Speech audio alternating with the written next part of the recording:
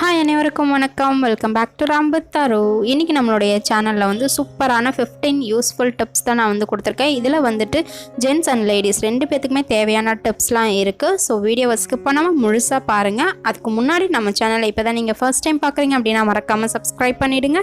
பக்கத்தில் இருக்க பெல் ஐக்கானையும் கிளிக் பண்ணிவிடுங்க. இப்போ அவங்க வீடியோக்குள்ளே போகலாம். Tip number 1. நம்மள நிறைய பேத்துக்கு வந்து இந்த டைஜஷன் ப்ராப்ளம் அப்படின்றது இப்போ யூஸ்வலாக போயிடுச்சு. ஸோ இதனால் வந்து நமக்கு நெஞ்சு எரிச்சல், வயிறு எரிச்சல் இந்த மாதிரியான ப்ராப்ளம்ஸ்லாம் ஏற்படும். ஸோ அதுக்கு நம்ம நார்மலாக என்ன பண்ணுவோம் அப்படின்னா டானிக், இந்த மாதிரி ஜெல்லூசில் அந்த மாதிரியான டானிக்ஸ் வந்து மெடிக்கலில் வாங்கி நம்ம குடிப்போம். ஸோ இதுக்கு பதிலாக நம்ம என்ன யூஸ் பண்ணலாம் அப்படின்னு பார்த்தா உப்பு போட்ட நார்த்தங்காய், அதாவது சால்டட் நார்த்தங்காய் அப்படின்னு சொல்லி கேட்டோம் அப்படின்னா கடைகளில் கிடைக்கும். ஸோ இதை வாங்கி அதிலேருந்து ஒரு 1/2 சென்டிமீட்டர் நீளம் மட்டும் எடுத்து வாயில் போட்டு அடக்கிக்கிட்டு அதோட சாரை வந்து முழுங்கினோம் அப்படின்னா நமக்கு அந்த டைஜஷன் ப்ராப்ளம் வந்து சரியாயிடும். Tip number 2. ஒரு சிலருக்கு வந்து இந்த கழுத்தில் முன்னாடி பக்கம், பின்னாடி பக்கம், சைடில் அந்த மாதிரிலாம் வந்து கருப்பாக இருக்கும். அது வந்து என்ன பண்ணாலும் வந்து சரியாகாது. கடல மாவு போடலாம், இல்லை எதாவது ட்ரை பண்ணலாம், ஆனால் வந்து சரியாகாது. அதுக்கு வந்து ரொம்பவே பழைய ஒரு டிப் இருக்குது. என்ன அப்படின்னா இந்த பீர்க்கங்காய் கூடு அப்படின்றது வந்து கடைகளில், இந்த நாட்டு மருந்து கடையில் வந்து அதிகமாக விற்கும். இதை வாங்கி நம்ம வந்து டெய்லியுமே சோப்பு போட்டு அதை வந்து அந்த நாரை வச்சு நல்லா தேய்ச்சி குளித்தோம் அப்படின்னா சீக்கிரமாக அது சரியாயிடும். ஸோ ரொம்ப பழைய டிப்பாக இருந்தாலும் இது வந்து நிறைய பேத்துக்கு வந்து தெரியாது அப்படின்றதுக்காக இந்த tip. Next tip number 3. So இது வந்து ட்ரெடிஷ்னலான ஒன்று. நம்ம வீட்டிலலாம் வந்து ஆரத்தி எடுப்பாங்க இல்லையா? ஸோ அந்த ஆரத்தி எடுக்கும்போது மஞ்சளையும் சுண்ணாம்பையும் எங்கே வச்சோம் அப்படின்றதே நமக்கு தெரியாது. மெயினாக மஞ்சள் கூட கிடச்சிடும், சுண்ணாம்பு வந்து கிடைக்காது. அப்படி இருக்கிறதுக்கு வந்து என்ன பண்ணலாம் அப்படின்னா இந்த மஞ்சளையும் சுண்ணாம்பையும் வந்துட்டு நம்ம மிக்ஸி ஜாரில் போட்டு அரைச்சி எடுத்து வச்சுக்கிட்டோம் அப்படின்னா எப்போ தேவையோ அதை வந்து நம்ம இன்ஸ்டண்ட்டாக யூஸ் பண்ணிக்கலாம். Okay, tip number 4. ஓகே, நம்ம வீட்டுக்கு வந்துட்டு நம்ம ப்ரெட்ஸ்லாம் வாங்கி வச்சுருப்போம். அப்போ வந்து அது 2 நாள் 3 நாள் ஆனோன்னுமே வந்து ஒரு காஞ்ச மாதிரி ஒரு இது வந்துடும். அப்படி இருக்கும்போது அந்த ப்ரெட்டை வந்து திரும்பி எப்படி சாஃப்ட் ஆக்கலாம் அப்படின்னா, நாம் தோசை சுடுவோம் இல்லையா? தோசை சுடும்போது தோசையை திருப்பி போட்டுட்டு அதுக்கப்புறம் அது மேலே ப்ரெட்டை வச்சு ஒரு நிமிஷம் அந்த மாதிரி விட்டோம் அப்படின்னா அந்த ப்ரெட் வந்து சாஃப்ட் ஆகிடும். தோசைக்கல்ல டேரெக்டாக வந்து வைக்கக்கூடாது, மொறுன்னு ஆகிடும். தோசை ஊற்றி அந்த தோசையை திருப்பி போட்டு அது மேலே வந்து ப்ரெட்டை வச்சோம் அப்படின்னா சாஃப்ட் ஆகிடும். Next step number 5. ஸோ நம்ம வீட்டில் ஃப்ரிட்ஜ் இல்லை, ஆனால் வந்து இந்த எலுமிச்சம்பழம்லாம் வாங்கி வச்சோம் அப்படின்னா 2 நாள் 3 நாள் ஆனோன்னுமே அழுகி குப்பைக்குடியில் போடுறதா இருக்குது அப்படின்னு ஃபீல் பண்ணுறவங்களுக்காக தான் இந்த டிப். எலுமிச்சம்பழத்தை உப்பு கொட்டி வச்சுருக்க ஜாடியெலாம் நம்ம போட்டு வச்சோம் அப்படின்னா அந்த எலுமிச்சம்பழம் வந்து வீணாகாமல் கெட்டு போகாமல் ஃப்ரெஷ்ஷாக இருக்கும் 1 வீக் ஆனாலும். Next tip number 6. ஸோ இதுவும் வந்து லாஸ்ட்டு டிப் மாதிரி தான். ஸோ நம்ம வந்து அரை மூடி தேங்காய் யூஸ் பண்ணிவிட்டு அரை மூடி தேங்காய் வந்து அப்படியே வச்சோம் அப்படின்னா வீணாக போயிடுது இல்லையா? ஸோ அதையுமே வந்துட்டு நம்ம உப்பு ஜாடியில் போட்டு வச்சுருந்தோம் அப்படின்னா ஒரு 4 நாளைக்கு வந்து அதை கெடாமல் நம்ம பார்த்துக்கலாம். Tip number 7.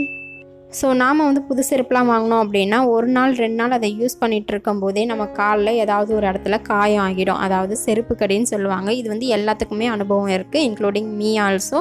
ஸோ அதை வந்து ஈஸியாக எப்படி க்யூர் பண்ணலாம் அப்படின்னா விளக்கெண்ணெய் யூஸ் பண்ணால் போதுங்க. அதாவது எந்த இடத்துல வந்து செருப்பு கடிக்குதோ அந்த இடத்துல செருப்புலையும் சரி நம்மளுடைய கால்லையும் வந்து தொடர்ந்து பயன்படுத்தணும் அப்படின்னா செருப்பு கடி அப்படின்றதே இருக்காது.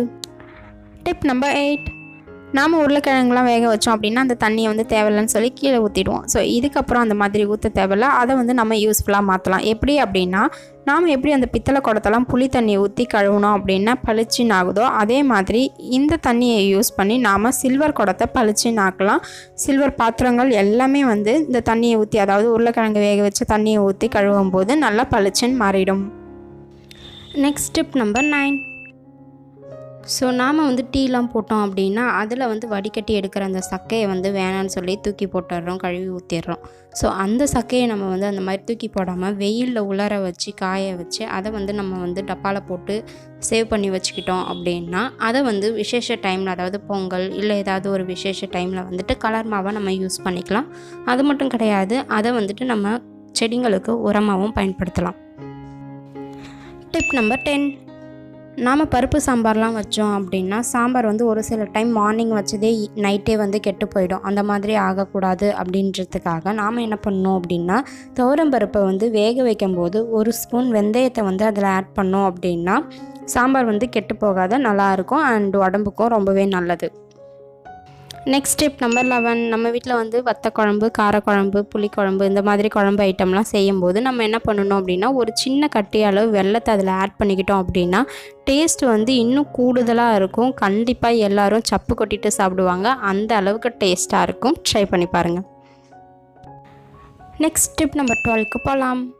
புளியை வந்து நம்ம நல்லா கெட்டியாக கரைச்சி அதில் வந்து லைட்டாக உப்பு போட்டு மிக்ஸ் பண்ணி அதை வந்து பாட்டிலில் ஊற்றி நம்ம வந்து ஃப்ரிட்ஜில் ஸ்டோர் பண்ணி வச்சுருந்தோம் அப்படின்னா 1 வீக் வரல வந்து அது கெடாமல் இருக்கும். ஸோ நம்ம வந்து எப்போ தேவையோ டக்குன்னு எடுத்து குழம்புக்கு, ரசத்துக்கு இந்த மாதிரி நம்ம அந்த புளி கரைசலை யூஸ் பண்ணிக்கலாம்.